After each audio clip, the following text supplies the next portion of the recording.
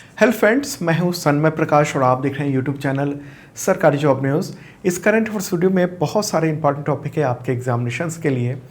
तो सबसे पहले क्वेश्चंस देखते हैं क्या क्या है।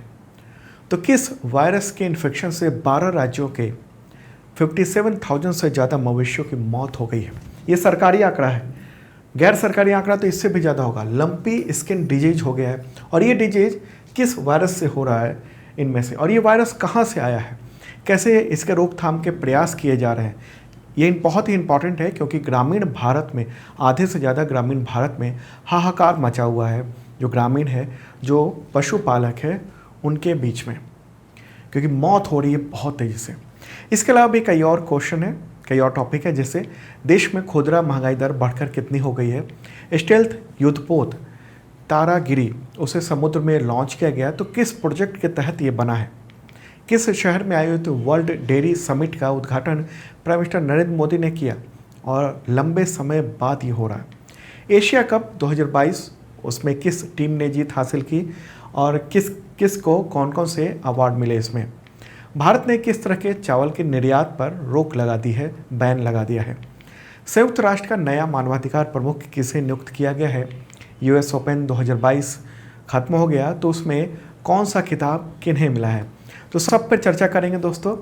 तो शुरू करते हैं। और हाँ, आपको फिर से याद दिला दूं कि 16 सितंबर की सुबह 11 बजे वीडियो देखना मत भूलना। मैराथन वीडियो है, आपके एग्जामिनेशन में बहुत ही काम आएगा। ओके। और एक मैसेज आया, एक एग्जामिनेशन हुआ है पंजाब पीएससी का, कोऑपरेटिव इंस्पेक्टर का, और उसमें 12 क्वेश्चन के आसपास वो करंट अफेयर्स के हमने जो आपको बताए थे उन सब में से आए हैं। तो करंट अफेयर्स के 10-12 क्वेश्चन होते हैं एग्जामिनेशन में, और टोटल के टोटल एग्जामिनेशन में हमारे बताए हुए आ गए, तो एक बहुत अच्छी बात है। चलिए शुरू करते हैं। और पहला क्वेश्चन, देश में रिटेल महंगाई दर अगस्त 2022 में बढ़कर कितने प्रतिशत हो गई है। आंसर होगा 7%। 7% तक पहुंच गई है। पिछले कुछ वक्त से महंगाई दर में कुछ कमी आई थी, लेकिन ये फिर से बढ़ गया है। ओके, हम ही देख रहे हैं अप्रैल से लेकर अगस्त तक का डेटा दिखा रहा हूँ समझने के लिए।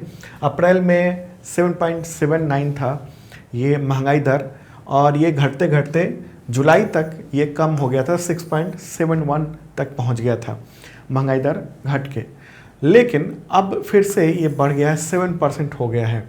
ओके, तो ये महंगाई का आंकड़ा जो है वो किसने जारी किया है, तो सांख्यिकी और कार्यक्रम कार्यान्वयन मंत्रालय, उसका है NSO, एक डिपार्टमेंट है, राष्ट्रीय सांख्यिकी कार्यालय। तो उसी ने 12 सितंबर को ये डेटा जारी किया है अगस्त के महंगाई का। 7% महंगाई बढ़ गई है। क्यों ये महंगाई बढ़ गई है, तो खाने पीने के सामान, खासतौर पर दाल चावल गेहूं सब्जियों, इन सब की कीमतों के बढ़ने की वजह से ये खुदरा महंगाई दर में बढ़ोतरी देखने को मिली है। ये महंगाई दर जो है वो कैसे कैलकुलेट किया जाता है उसके बारे में बताते हैं, लेकिन हम जो अभी बता रहे हैं कि महंगाई दर इतनी बढ़ गई है, वो पिछले साल के अगस्त का जो डेटा था उसकी तुलना में इस साल के अगस्त में कितनी महंगाई बढ़ी है वो है ये। तो 7% बढ़ गई है महंगाई, खुदरा महंगाई। और सबसे ज़्यादा जो अगर महंगा हुआ है तो सब्जियों के रेट महंगे हुए, 13.23% रेट बढ़ गए। फूड आइटम के 7.62%। फ्यूल, जो आप पेट्रोल डीजल और जो घर में बिजली इस्तेमाल करते हैं, तो उसमें 10.7% बढ़ गया है रेट। दालों का 2.52% ये इन्फ्लेशन हुआ है। ठीक है, और मैंने आपको बताया हुआ है कि जो कानून बना हुआ है, नियम बना हुआ है, उसके मुताबिक RBI को ध्यान रखना है कि जो महंगाई दर है वो 4% के उस पर बना रहे। हालांकि कुछ गुंजाइश दी गई है 2% की, 2% ऊपर 2% नीचे। तो मतलब ये हुआ कि 2 से लेकर 6% के बीच में महंगाई दर होनी चाहिए, लेकिन उससे ज़्यादा नहीं होनी चाहिए। अगर उससे ज़्यादा महंगाई होता है तो मतलब कि आम लोगों के लिए असहनीय हो जाता है और अर्थव्यवस्था के लिए भी नुकसानदायक होता है ये महंगाई 6% से ज़्यादा। तो हम लोग ये देख रहे हैं कि 7% अभी महंगाई है। और ये जिम्मेदारी सरकार की तो होती है, लेकिन सबसे ज़्यादा जिम्मेदारी होती है RBI की, को महंगाई को कंट्रोल करके रखे। और महंगाई को कंट्रोल करने के लिए क्या करता है RBI, तो बाज़ार से लिक्विडिटी को कम कर देता है। मतलब रुपए जो है ना, कैश फ्लो जो है उसको कम कर देता है और इसके लिए आरबीआई रेपो रेट को बढ़ाता है। रेपो रेट का क्या मतलब हुआ? रेपो रेट वो हुआ जो बैंक जो है ना वो आरबीआई से कर्ज लेते हैं और फिर बैंक लोगों को देते हैं, तो वो जिस रेट पर, जिस इंटरेस्ट के आधार पर लोन मिलता है आरबीआई से बैंकों को, वो रेपो रेट कहलाता है। तो उसमें पिछले कुछ दिनों में बढ़ोतरी भी देखी गई है, लगातार 5.4% हो गया है अभी रेपो रेट। हो सकता है आगे आने वाले वक्त में रेपो रेट और बढ़ सकता है। और हाँ, आपको बता दूं कि अंतर्राष्ट्रीय स्तर पर भी कच्चे तेल की कीमत में गिरावट हुई है, 14-15% की गिरावट हुई है, लेकिन आम लोगों को अभी उसका फ़ायदा नहीं मिल रहा है। देखिए, महंगाई का सीधा असर क्या होता है? परचेजिंग पावर पर होता है। उदाहरण के तौर पर अगर महंगाई जैसे 7% बढ़ गई है, तो मतलब आपके पास अगर 100 रुपये थे पिछले साल, तो 100 रुपये में आप कोई सामान खरीद रहे थे और अब उसी सामान को खरीदने के लिए 107 रुपये आपको खर्च करने पड़ रहे हैं। मतलब कि रुपए का वैल्यू घट गया। ओके, ये समझ रहे हैं? मतलब आपके पास रुपए हैं लेकिन उस रुपए से आप कम सामान खरीद पा रहे हैं क्योंकि महंगाई बढ़ गई, तो उस रुपए का जो है ना वैल्यू कम हो गया।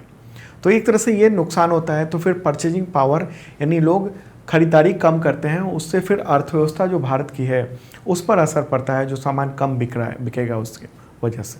ठीक है, तो ये एक इम्पॉर्टेंट बात थी। अच्छा, महंगाई की गणना कैसे होती है, कैलकुलेशन कैसे होता है? तो कंज्यूमर प्राइस इंडेक्स होता है, सीपीआई, उसके द्वारा ये होता है अलग अलग कैटेगरी में, जैसे जो फूड आइटम है, फ्यूल, लाइट, कोर सेक्टर, इन सब में जो क्या महंगाई है उसको देखते हुए। इसका आंसर होगा ग्रेटर नोएडा। ग्रेटर नोएडा में ये आयोजित किया गया है। आयोजन का नाम क्या है? Dairy federation world dairy summit. और समिट का सब्जेक्ट क्या है?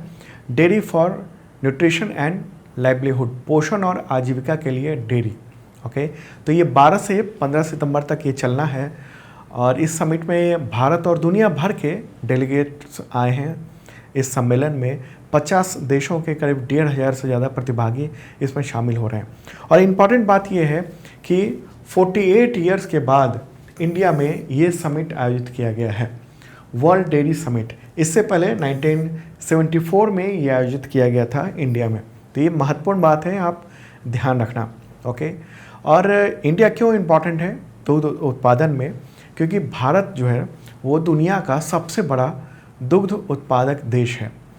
भारत जो है वैश्विक दूध उत्पादन में 23% की हिस्सेदारी रखता है। मतलब दुनिया में जितना दूध का उत्पादन होता है उसमें 23% हिस्सेदारी भारत का है। और हर साल तकरीबन 210 मिलियन टन दूध का उत्पादन करता है इंडिया, और इससे 8 करोड़ डेयरी के जो किसान हैं वो उससे सशक्त होते हैं, मजबूत होते हैं। चलिए आगे बढ़ते हैं, और ये सबसे बर्निंग टॉपिक है, सबसे इम्पॉर्टेंट टॉपिक है। क्वेश्चन होगा, किस वायरस के संक्रमण की वजह से देश के कई राज्यों के 57,000 से ज़्यादा मवेशियों की मौत हो गई है? आंसर है कैपरी पॉक्स वायरस। ओके, क्या नाम है? Capri pox virus.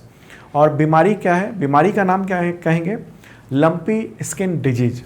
ठीक है, तो उस वायरस की वजह से, यानी कैपरी पॉक्स वायरस की वजह से ये हो रहा है, कौन सी? Lumpy skin disease. और 57,000 कैटल मारे जा चुके हैं इसकी वजह से। एक महीने के अंदर में इतनी ख़राब हालत हो गई है। और ये आंकड़ा सेंट्रल गवर्नमेंट का है, सेंट्रल गवर्नमेंट की ओर से ये डेटा जारी किया गया है। और अगर गैर सरकारी आंकड़ा देखेंगे तो बताया तो ये जाता है कि इसका 3 से 4 गुने मवेशियों की मौत हो चुकी है। गाय इसमें सबसे ज़्यादा जो टारगेट हो रहे हैं वो गाय है, गाय की मौत हो रही है। और ख़ासकर राजस्थान में इसका कहर टूट पड़ा है। उत्तर प्रदेश, उत्तराखंड, मध्य प्रदेश, हरियाणा, पंजाब, महाराष्ट्र, इन सब में जगहों पर वायरस का इन्फेक्शन देखने को मिल रहा है। और केंद्र सरकार ने ये कहा है कि वायरस से निपटने के लिए सभी जो 12 राज्य हैं जहाँ पर इन्फेक्शन बहुत फैल गया है, उन राज्यों के साथ कोऑर्डिनेशन स्थापित किया जा रहा है। ओके, एक न्यूज़ दिखाता हूँ मैं। ये दैनिक भास्कर का मास्ट हेड है, फ्रंट पेज है, और उसमें ये फोटोग्राफ देख रहे हैं आप, जिसमें सैकड़ों मवेशी गाय वो पड़ी हुई है मृत, वहाँ सीधे डाल दिया गया, मतलब दफन भी नहीं किया गया। तो ये स्थिति है कि और हेडिंग क्या लगा है, धरती माँ की गोद में गौ माता, मौन चित्कार, मतलब मृत गायों को खुले में फेंका जा रहा है। और ये तो खबर बीकानेर की बात हो रही है। दुर्गंध से 5 किलोमीटर के एरिया में वहाँ रहना मुश्किल हो गया है। तो ये हालत है अलग अलग जगहों की। ये तो एक बीकानेर की बात कर रहा हूँ, और राजस्थान में तो बिल्कुल हाहाकार सा मचा हुआ है। ठीक है, हालांकि केंद्र सरकार ने कहा है कि हम कर रहे हैं, कंट्रोल करने के लिए राज्यों के साथ कोऑर्डिनेशन कर रहे हैं, लेकिन पिछले 1-1.5 महीने से ये सब हो रहा है और मारे जा रहे हैं मवेशी अपने। क्या है ये लंपी स्किन डिजीज? तो जैसे मैंने बताया, कोई कैप्री पॉक्स वायरस है, उसकी वजह से ये होता है। और बीमारी को क्या कहते हैं, LSD, लिम्पी स्किन डिजीज। इसमें होता ही है कि ढेलेदार त्वचा रोग हो जाता है, और जब इन्फेक्शन होता है तो ये गांठ पड़ जाते हैं इस तरह के, और इसमें फोड़े हो जाते हैं और इससे पस बहने लगता है। तो एक बहुत ही दर्दनाक स्थिति होती है मवेशियों के लिए। ओके, और ये जो वायरस है ना, वो ह्यूमन वायरस जो था, आपको कहें स्मॉल पॉक्स, जो कि ख़त्म हो चुका है, तो उसी की फैमिली से मिलता जुलता है। ठीक है, हालांकि ये जो वायरस है वो केवल मवेशियों में ही हो रहा है, ये कैप्री पॉक्स वायरस। इससे आम लोगों को यानी मनुष्यों को कोई प्रॉब्लम नहीं हो रही है, मनुष्यों को इससे कोई दिक्कत नहीं है अभी तक, लेकिन जो मवेशी हैं वो सब मारे जा रहे हैं। अब सवाल ये है कि ये वायरस आया कहाँ से है, कहाँ से आया है? तो ये इसकी जो शुरुआत है ना, बताया जाता है कि 94 ईयर पहले अफ्रीका में हुई थी शुरुआत, 1929 में ये मामला सामने आया था। और इसके बाद अप्रैल 2022 में, यानी इसी साल अप्रैल में, मामला पाकिस्तान में कुछ पाया गया। और उसके बाद तो देखते ही देखते इंडिया में आ गया, इधर गुजरात और इधर राजस्थान की ओर, फिर उस तरफ पंजाब की ओर ये वायरस फैल गया। और अभी तो देख रहे हैं कि 12 राज्यों में, जो मेजर बड़े राज्य हैं, वहाँ पर ये फैल चुका है। लक्षण क्या है? तो पशुओं की खाल पर गांठें पड़ जाती हैं, जैसे मैंने बताया, और पस पड़ जाता है, और घाव आखिर में खुजली और उसमें पपड़ी बन जाता है, जिसकी वजह से ये लंबे समय तक रहता है। अगर मवेशी जिंदा भी रह गया तो 1 साल तक उसके दूध उत्पादन की क्षमता बिल्कुल कम हो जाती है और बुरा हाल होता है। ओके, और वायरस के फैलने की बड़ी वजह क्या है, कैसे फैल रहा है? तो मक्खियाँ और मच्छर हैं। दरअसल मक्खी मच्छर बैठते हैं और वहाँ से, उस फोड़े से इन्फेक्शन लेकर, यानी वायरस को लेकर फिर दूसरे मवेशी तक जाते हैं, और इस तरीके से लगातार भारत में आधे देश में ये फैल चुका है। ओके, तो केंद्र सरकार की कहना है कि हम इसको रोक लगाने के लिए वैक्सीन जो है, और इसको वैक्सीन है गोट पॉक्स वैक्सीन कहते हैं, गोट पॉक्स वैक्सीन, तो उसको सभी राज्यों में पहुंचाया जा रहा है। हालांकि वैक्सीन ग्रामीणों तक नहीं पहुंच पा रहा है, उसकी वजह से मौत भी हो रही है। ठीक है, और आपको बताऊं कि दूध का जो उत्पादन है वो गिरने लगा है। पंजाब के प्रगतिशील डेयरी किसान संघ है, उसका ये कहना है कि इस बीमारी की वजह से दूध उत्पादन में 15 से 20% तक की कमी आ गई है, और इससे वे किसान बहुत प्रभावित हुए हैं जिनकी आजीविका पूरी तौर पर मवेशी पालन से ही होता था, दूध से ही होता था। और जैसे मैंने इससे पहले के क्वेश्चन बताया था कि भारत दूध उत्पादन में नंबर 1 है, वैश्विक दूध का 23% हिस्सेदारी है भारत का। ओके, 8 करोड़ किसान डेयरी से जुड़े हुए हैं, सशक्त हो रहे हैं। अब उन पर मुसीबत आ गई है इस वायरस की वजह से, कैप्री पॉक्स वायरस की वजह से। तो मुझे लगता है कि पूरी बात आप समझ चुके होंगे। आगे बढ़ते हैं, अगला क्वेश्चन लेते हैं। उससे पहले आपको इन्फॉर्म कर दूं कि अब तक का टोटल करंट अफेयर्स का PDF अवेलेबल है तमाम एग्जामिनेशन में, और हम लोग के क्वेश्चंस ना मतलब शानदार धराधर टकराते हैं, आते हैं क्वेश्चंस, और ये स्टूडेंट भी बताते हैं। तो ये जो PDF है वो आप पा सकते हैं मेंबरशिप के जरिए। 1 ईयर का मेंबरशिप है और मात्र 150 रुपये में है। अभी उस पर छूट चल रही है 50% की, तो 150 रुपये में आप 1 साल तक मेंबरशिप का लाभ उठा सकते हैं। मेंबरशिप में क्या क्या मिलेगा आपको बताता हूँ मैं। एक तो PDF मिलेगा, और वो PDF होगा weekly, monthly, quarterly, half yearly, yearly, और हर मंथ वो ऐड होता चला जाएगा। ओके, और इसके अलावा आप 1 साल तक मॉक टेस्ट दे सकते हैं करंट फोर्स का, और टेस्ट सीरीज़ है, अलग अलग तरह के एग्जामिनेशंस के लिए टेस्ट सीरीज़ बनाया हुआ है, उसमें पार्टिसिपेट कर सकते हैं। 40% डिस्काउंट है बुक्स पे, और बुक जो है ना वो अमेजन पे भी अवेलेबल है। तो मेंबरशिप का लाभ उठा सकते हैं। इस वीडियो के डिस्क्रिप्शन में चेक कर लेना, मेंबर कैसे बने इसका वीडियो भी बना हुआ है। चलिए आगे बढ़ते हैं, अगला क्वेश्चन लेते हैं। किस प्रोजेक्ट के तहत बने स्वदेशी स्टेल्थ फ्रिगेट तारागिरी को समुद्र में लॉन्च किया गया है, यानी जलावतरण किया गया है, समुद्र में उतारा गया है। तो किस प्रोजेक्ट के तहत बना है? आंसर होगा project 17A। Okay, project 17A, project 17 alpha. ये युद्धपोत है और ये फ्रिगेट है, ठीक है, फ्रिगेट है। इसको पानी में लॉन्च किया गया है और 1 साल या 2 साल के करीब में इसका परीक्षण होगा समुद्र में, और इसके बाद इसको सौंप दीजिएगा इंडियन नेवी को। ओके, और इसके बाद तारागिरी के नाम के आगे INS जुड़ जाएगा, ठीक है। ये फ्रिगेट क्या होता है मैं अभी दिखाता हूँ, फ्रिगेट क्या होता है। तो देखिए, होता ये है कि अगर हम वारशिप के बारे में बात करेंगे, किस तरह के होते हैं, कई तरह के होते हैं वारशिप। एक तो होता है एयरक्राफ्ट कैरियर, जो अभी विक्रांत लॉन्च हुआ है, जिस पर बहुत सारे हवाई जहाज़, ये फाइटर प्लेन वहाँ उसमें रखे जाते हैं और चलता फिरता एयरफील्ड होता है वो, ठीक है। दूसरा होता है डिस्ट्रॉयर, यानी विध्वंसक, और मतलब कहीं भी बर्बाद करने के लिए दुश्मन को बहुत ही मजबूत उसकी स्थिति होती है, मिसाइल वगैरह वगैरह बहुत सारी चीज़ें उसमें होते हैं, ठीक है। और फिर तीसरा स्थान आता है फ्रिगेट का, उसमें सुपरसोनिक मिसाइल होती हैं, उससे लैस होता है। और फिर उससे भी छोटा होता है कॉर्वेट, ओके, जो छोटा युद्धपोत होता है। तो ये है फ्रिगेट, ओके, फ्रिगेट तारागिरी। तो इसे अब पानी में उतार दिया गया है, और ख़ास बात यह है कि स्टेल्थ है ये। स्टेल्थ का मतलब हुआ कि रडार की पकड़ में नहीं आने वाला, ठीक है। और ये शिवालिक क्लास का फ्रिगेट है, ओके। तो इम्पॉर्टेंट बात, और मैं कुछ ट्वीट दिखाना चाहता हूँ कि वेस्टर्न नेवल कमांड ने ये ट्वीट किया है और कहा है कि ये 5th शिप है प्रोजेक्ट 17A के तहत। तो ये 5वां ये शिप है प्रोजेक्ट 17A के तहत, और यहाँ न्यूज़ भी है। लेकिन कुछ कन्फ्यूजन आपको मिलेगा, हो सकता है आप अगर पढ़ेंगे, जैसे द हिंदू में उसने क्या लिखा है, 3rd stealth frigate of project 17A Taragiri launched, ठीक है। लेकिन एक्चुअल में वेस्टर्न कमांड ने क्या कहा है कि ये 5th शिप है जो कि प्रोजेक्ट 17A के तहत बना हुआ है। तो कुछ कई बार न्यूज़ में भी कन्फ्यूजन देखने को मिलता है, तो उसको समझने की ज़रूरत है। ओरिजिनल जो सोर्स है वो क्या कह रहा है वो ज़रूरी। तो ओरिजिनल सोर्स जो है ना, जो स्रोत है वो वेस्टर्न नेवल कमांड है, नेवी, ठीक है। तो ये शिवालिक क्लास का फ्रिगेट है और इसकी लंबाई कितनी है, 149 मीटर। ये देखिए 149 मीटर इसकी लेंथ है, यहाँ से लेकर और यहाँ तक। चौड़ाई कितनी है, तो 17.8 मीटर, ये जो चौड़ाई है वो उसकी बात कर रहा हूँ। और इसे डिज़ाइन किसने किया है, तो ब्यूरो ऑफ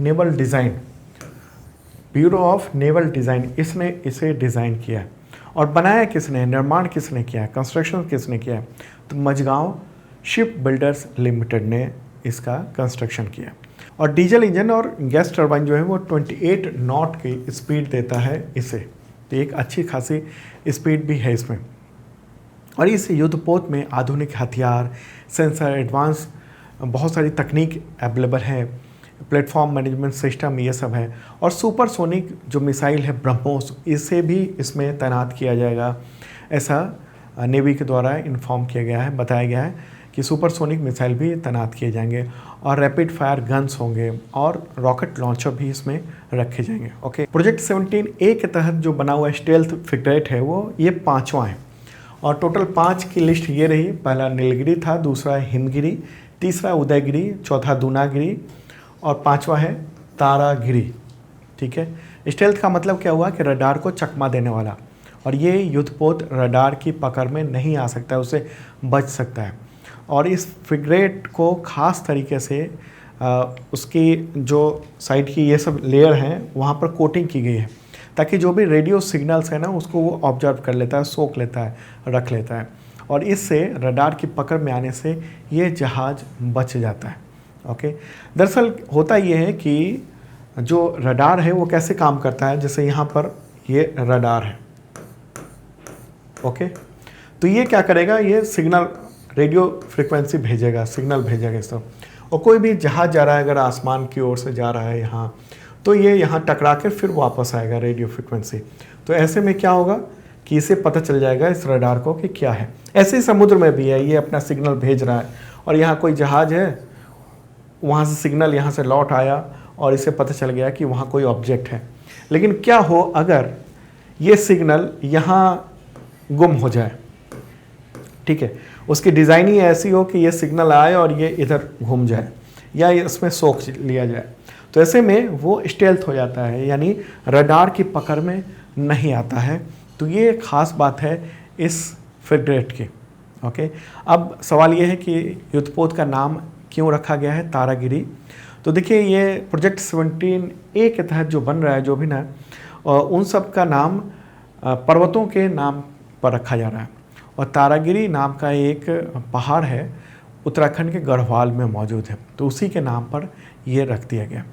प्रोजेक्ट 17A जो है वो शुरू हुआ था 2015 में, केंद्र सरकार ने मंजूरी दी थी, और 2019 से इंडियन नेवी ने इस पर काम शुरू कर दिया था। ठीक है, इम्पॉर्टेंट बात। चलिए आगे बढ़ते हैं। अच्छा हाँ, इंडियन नेवी के चीफ कौन है? Admiral R Hari Kumar. अगला क्वेश्चन लेते हैं, एशिया कप 2022 किस देश की टीम ने जीत लिया है ये चैंपियनशिप?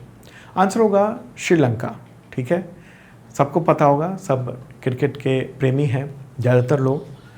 तो 11 सितंबर को पाकिस्तान को हराकर फाइनल में एशिया कप जीत लिया है श्रीलंका ने, और छठी बार यानी 6 टाइम्स है जब खिताब अपने नाम किया है। फाइनल मैच कहाँ पर हुआ था ये भी क्वेश्चन हो सकता है, तो दुबई इंटरनेशनल क्रिकेट स्टेडियम यानी दुबई में आयोजित किया गया था। और श्रीलंका की टीम के कप्तान कौन है? दासुन शनाका। ठीक है, पाकिस्तान के बाबर आजम। और अब देखते हैं कि जो अवार्ड मिला है उसके बारे में। तो विजेता जो टीम है श्रीलंका, उसकी प्राइज मनी है 1.5 लाख डॉलर, तकरीबन ये 1 करोड़ 20 लाख इंडियन रुपीस के आसपास होता है। और रनर अप टीम जो है, जो पाकिस्तान है, उससे प्राइज मनी मिला है 75,000 डॉलर, लगभग 60 लाख इंडियन रुपीस कह सकते हैं। ओके, और प्लेयर ऑफ द सीरीज़ किसे मिला है? तो श्रीलंका के हैं वानिंदु हसरंगा, तो इन्हें प्लेयर ऑफ द सीरीज़ का खिताब मिला है, ये अवार्ड मिला है। और man of the match final का किसे खिताब मिला? तो ये है भानुका राजपक्षे, ये श्रीलंका के हैं। ठीक है, और इंडिया की कैसे स्थिति रही सबको पता है। अगला क्वेश्चन लेते हैं, भारत ने किस तरह के चावल के निर्यात पर रोक लगा दी है, एक्सपोर्ट पर रोक लगा दी है? किस तरह के चावल पर? आंसर होगा टूटे चावल। टूटे चावल पर यानी ब्रोकन राइस पर उसके एक्सपोर्ट पर रोक लगा दी गई है सितंबर में, केंद्र सरकार ने लगाई है। और साथ में जो गैर बासमती चावल है उस पर 20% का ड्यूटी भी लगा दिया गया है कि अगर एक्सपोर्ट हो रहा है तो उस पर 20% उसके रेट पर वो जमा करना पड़ेगा ड्यूटी। ओके, क्यों किया गया है ऐसा? जो खरीफ फसल है, उस खरीफ का जो मौसम है उसमें धान की फसल में गिरावट हुई है। ऐसा हुआ है कि कहीं पर बहुत ज़्यादा बारिश हो रही है भारत में और कहीं पर सूखा की जैसी स्थिति है। तो इसमें हुआ ये है कि वहाँ भारत में फसल जो है वो कम, इस बार उम्मीद है कि धान की फसल कम होगी, तो ऐसे में चावल का उत्पादन कम हो सकता है। तो इस वजह से सरकार ने रोक लगा दी है। ओके, वही कहा है कि डोमेस्टिक जो डिमांड है उसकी वजह से हम ये रोक लगा रहे हैं। और आपको पता होगा कि भारत जो है वो चावल का सबसे बड़ा निर्यातक है। वैश्विक चावल निर्यात में 40% से अधिक जो योगदान है एक्सपोर्ट में, वो इंडिया का योगदान है। और भारत दुनिया के बाज़ार में जो दूसरे देश हैं जहाँ से चावल आता है तो प्रतिस्पर्धा करता है। ओके, और इस बार की बात करेंगे तो इस साल मतलब अभी जो फाइनेंशियल ईयर चल रहा है 2022-23, उसमें बहुत ज़्यादा निर्यात हुआ है। और ये देख रहे हैं आप निर्यात किस तरीके से ये निर्यात हुआ है, और सबसे ज़्यादा चीन को निर्यात हुआ है। ठीक है, अगर हम पिछले कुछ सालों का देखेंगे चावल जो ब्रोकन राइस है उसके निर्यात की स्थिति, तो इस बार 38.9 लाख मेट्रिक टन निर्यात हुआ है। पिछले फाइनेंशियल ईयर की बात करेंगे तो मात्र 20.64 था। ओके, टूटे चावल का क्या महत्व है, आखिर क्यों टूटे चावल की इतनी डिमांड है और चीन इतना सारा मंगवा रहा है। दरअसल आमतौर पर जो छोटे जानवर होते हैं और पालतू जानवर होते हैं उनके फूड आइटम बनाने में इसका टूटे चावल का यूज़ किया जाता है, क्योंकि ये सस्ता होता है जो साबुत चावल होता है उसकी तुलना में। ओके, तो पशुओं को खिलाने के लिए, इसके अलावा शराब बनाने में भी बहुत ज़्यादा इसका यूज़ किया जाता है। ठीक है, तो ये इम्पॉर्टेंट बात है। चलिए आगे बढ़ते हैं, अगला क्वेश्चन लेते हैं। संयुक्त राष्ट्र का नया मानवाधिकार प्रमुख यानी UN high commissioner for human rights किसे नियुक्त किया गया है? आंसर होगा वोल्कर टर्क। ठीक है, 8 सितंबर को संयुक्त राष्ट्र महासभा ने ये नियुक्ति की है। यूनाइटेड नेशंस के सेक्रेटरी जनरल हैं एंटोनियो गुटेरेस, तो उन्होंने ये प्रस्ताव रखा संयुक्त राष्ट्र महासभा में, जनरल असेंबली में, और उसके बाद फिर नियुक्ति कर दी गई। वोल्कर टर्क जो हैं वो ऑस्ट्रिया के हैं, ये ऑस्ट्रेलिया के नहीं है, यूरोपीय देश है एक ऑस्ट्रिया, तो उसके हैं, और दुनिया भर में शरणार्थियों के लिए उन्होंने काफ़ी काम किया हुआ है। ओके, चलिए आगे बढ़ते हैं, अगला question. US open 2022 tennis championship में पुरुष एकल यानी मेंस सिंगल का खिताब किसने जीता है? आंसर होगा Carlos Alcaraz. Carlos Alcaraz, news भी आप देख रहे हैं, और ये रहा फोटोग्राफ इनका। 19 साल के हैं मात्र, और ये उनका पहला ग्रैंड स्लैम है। 11 सितंबर को उन्होंने ये जीता, और फाइनल में नॉर्वे के खिलाड़ी कैस्पर रूड को उन्होंने हरा दिया है। ओके, और ग्रैंड स्लैम की बात हो रही है, दुनिया में 4 प्रमुख ग्रैंड स्लैम होते हैं। कौन कौन से? ऑस्ट्रेलियन ओपन जो कि मेलबर्न में होता है, फ्रेंच ओपन जो कि पेरिस में होता है, विंबलडन जो कि लंदन में होता है, और यूएस ओपन जो कि न्यूयॉर्क में होता है। तो ये यूएस ओपन का क्वेश्चन है। चलिए आगे बढ़ते हैं, अगला क्वेश्चन लेते हैं। यूएस ओपन 2022 टेनिस चैंपियनशिप में महिला एकल यानी वुमेन सिंगल्स का खिताब किसने जीता है? आंसर होगा ईगा स्वियातेक। ईगा स्वियातेक, ये रहा फोटोग्राफ इनका। पोलैंड से हैं ये, और 10 सितंबर को इन्होंने ये खिताब जीत लिया है ट्यूनीशिया की ओंस जेबूर को हराकर। ओके, अच्छा, मेंस डबल्स की बात करेंगे तो राजीव राम अमेरिका के हैं, और जो सिलीबरी ब्रिटेन के हैं, तो उन्होंने मेंस डबल्स में जीता है। वुमेंस डबल्स में कैटरीना सिनियाकोव ने जीता है चेक गणराज्य की, और बारबोरा क्रेजिकोवा वो भी चेक गणराज्य के वुमेंस डबल्स जीता। और मिक्स डबल्स किसने जीता है? जॉन पियर्स और स्टॉर्म सैंडर्स ने, ऑस्ट्रेलिया के। मैंने पीडीएफ में दे दिया है पूरा। चलिए आगे बढ़ते हैं, अगला क्वेश्चन। विश्व प्राथमिक चिकित्सा दिवस यानी वर्ल्ड फर्स्ट एड डे ये कब मनाया जाता है? आंसर होगा सितंबर के दूसरे शनिवार को, और इस बार कब था ये? तो 10 सितंबर को। ठीक है, फर्स्ट एड बहुत ज़रूरी है उसके लिए। तो दोस्तों ये था इंपॉर्टेंट करंट अफेयर्स। कैसा लगा कमेंट बॉक्स में बता सकते हैं, और 16 सितंबर की सुबह 11 बजे मैराथन करंट अफेयर्स देखना मत भूलना। आप रिमाइंडर भी लगा सकते हैं, यूट्यूब चैनल सरकारी जॉब न्यूज़ पर जाइए, और सबसे ऊपर ही वो उसका लिंक अवेलेबल है, नोटिफाई मी पर क्लिक कर सकते हैं आप। ओके, और हाँ, मेंबरशिप देखना मत भूलना, अभी छूट चल रही है, चंद दिन और बचे हैं 50% छूट को, तो इसका लाभ उठा सकते हैं। 1 साल तक शानदार तैयारी हो पाएगी करंट अफेयर्स की आपकी।